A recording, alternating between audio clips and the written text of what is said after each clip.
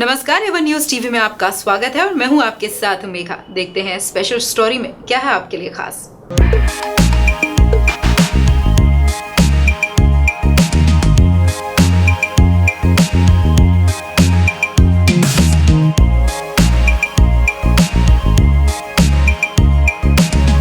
सात दशक के बाद भारत में आए चीते। अफ्रीकी देश नामीबिया से आए इन चीतों को प्रधानमंत्री नरेंद्र मोदी ने अपने 72वें जन्मदिन के अवसर पर मध्य प्रदेश के कूनो नेशनल पार्क में छोड़ा। पहले 2 मादा और 1 नर को पीएम मोदी ने छोड़ा। इसके बाद प्रदेश के मुख्यमंत्री शिवराज सिंह चौहान ने बाकी को छोड़ा। ये चीते आने वाले 3 महीने तक एकांतवास में रहेंगे। 1 महीने तक डॉक्टर्स की टीम इनकी देखभाल करती रहेगी। इनकी पल पल की हरकत पर नजर रखेगी। सीसीटीवी के जरिए इनकी निगरानी भी की जाएगी। पार्क में ऐसा वातावरण बनाया गया है जिससे बाकी वन्य जीव को भी परेशानी ना हो और चीते भी आराम से रह सकें। फिलहाल इनकी देखभाल के लिए उन लोगों को इनके पास जाने दिया जाएगा जो नामीबिया से इन्हें यहाँ पर लेकर आए हैं।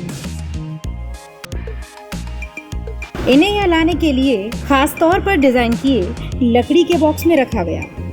इन बॉक्स को इंटरनेशनल स्टैंडर्ड के हिसाब से बनाया गया था। ये बॉक्स 1.2 मीटर लंबे, 0.9 मीटर ऊंचे और आधा मीटर चौड़े थे। इनके किनारे और ऊपर छेद किए गए थे ताकि वेंटिलेशन में कोई दिक्कत ना हो।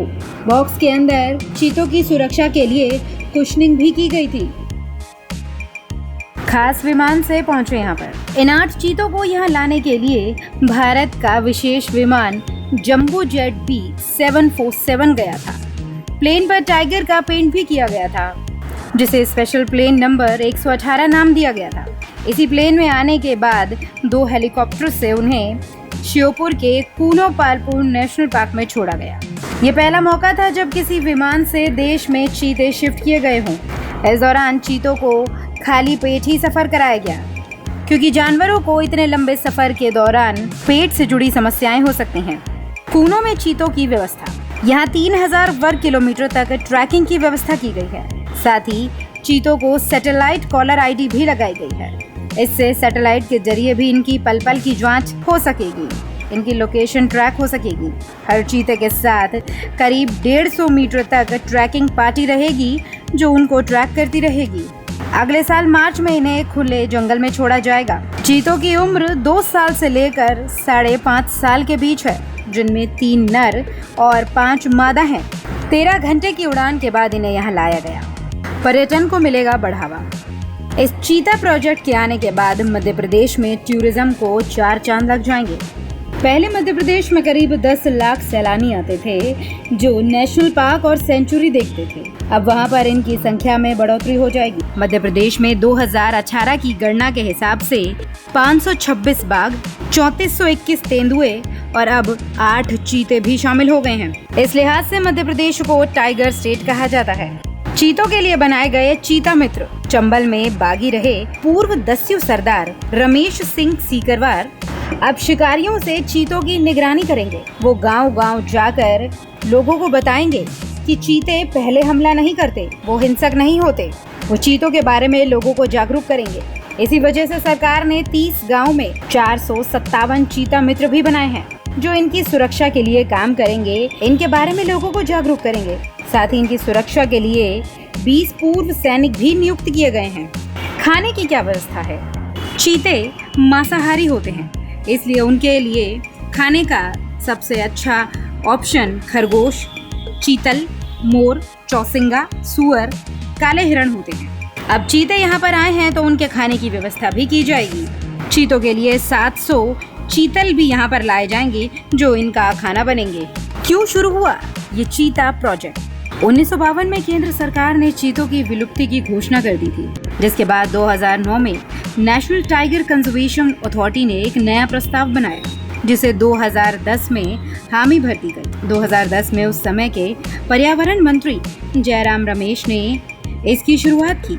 बहुत सारी दिक्कत परेशानी के बाद 2022 में ये प्रोजेक्ट पूरा हुआ। इसी साल जून में नामीबिया से कुछ अधिकारी कूनो नेशनल पार्क पहुंचे थे, जिन्होंने यहाँ पर पार्क की व्यवस्था की जांच करी ताकि वो चीतों को यहाँ पर अच्छे से रख पाएं। चीता अगर पूरी ताकत से दौड़ता है तो इसकी रफ्तार 113 किलोमीटर प्रति घंटे की होती है। इसके अलावा चीता 7 फीट ऊंचा लंबा कूद भी सकता है। चीता शब्द की उत्पत्ति संस्कृत भाषा के शब्द चित्राका से हुई है। इसका मतलब होता है चितकबरा। और अगर आप चीता को देखेंगे तो आपको समझ में आ जाएगा कि इसका नाम ये क्यों रखा गया है। 6वीं शताब्दी से चीतों को पालने के साक्ष्य मिलते आ रहे हैं। शेर और बाघ की तुलना में चीता कम हिंसक होता है, कम खतरनाक होता है। ये पहले आप पर हमला नहीं करता। इसी वजह से इसका शिकार करना ज्यादा आसान होता है और ये आसानी से पाला भी जा सकता है। पहले जमाने के राजा महाराजा चीता पालते थे। मुगल शासन की बात करें तो अकबर की शिकारगाह में 7000 चीते थे। 1613 में जहांगीर ने बायोग्राफी तुजुके एक जहांगीरी में चीतों के बारे में बहुत सारी बातें बताई थी। राजा महाराजा के जमाने से चीतों का शिकार होने लगा। इतना ही नहीं, ब्रिटिश सरकार ने चीतों को मारने के लिए इनाम भी रखा जाता था। धीरे धीरे शिकार होते होते ये चीते बिल्कुल विलुप्त हो गए और लगभग 30 साल के सूखे के बाद अब ये भारत में आए हैं। अब सवाल उठता है कि मध्य प्रदेश में ही चीतों को क्यों लाया गया, क्योंकि मध्य प्रदेश में चीतों के रहने की खास और अच्छी व्यवस्था भी है। कूनो नेशनल पार्क में चीता आ तो गया है, लेकिन आप जानते हैं यहाँ पर शेर बसाने की तैयारी 30 सालों से चल रही है। केंद्र सरकार ने 1992 में कूनो नेशनल पार्क में ही सिंह परियोजना को मंजूरी दी थी। भारत में बब्बर शेर सिर्फ गुजरात के गिर नेशनल पार्क में है। मध्य प्रदेश सरकार ने करीब 250 करोड़ रुपए खर्च कर 2003 में एक पार्क तैयार किया था। फिर गुजरात और केंद्र सरकार से शेर मांगे, लेकिन मामला कागजों में अटक गया। इसके बाद आरटीआई एक्टिविस्ट अजय दुबे ने सुप्रीम कोर्ट में याचिका दायर करी। 2013 में केंद्र सरकार को 6 महीने में गिर से शेरों को कूनो भेजने का आदेश दिया गया। जब 2014 तक भी शेर यहाँ नहीं पहुंचे तो दोबारा अवमानना याचिका लगाई गई। मार्च 2018 में केंद्र के वकील ने कोर्ट को बताया कूनो में जल्द शेर भेज दिए जाएंगे। इसके बाद ये याचिका खत्म हो गई। आपको बताएं, कूनो में अभी भी सिंह परियोजना बंद नहीं हुई है। अगर भविष्य में यहाँ पर शेर लाए गए तो मध्य प्रदेश दुनिया का एक ऐसा राज्य होगा जहाँ पर बाघ, तेंदुआ, चीता और शेर चारों होंगे। दुनिया में अब तक ऐसी कोई भी जगह, कोई भी ऐसा नेशनल पार्क नहीं है जहाँ पर ये चारों एक साथ मौजूद हों। इस स्टोरी में फिलहाल इतना ही। खबरों के लिए आप देखते रहे वन न्यूज़ टीवी। नमस्कार।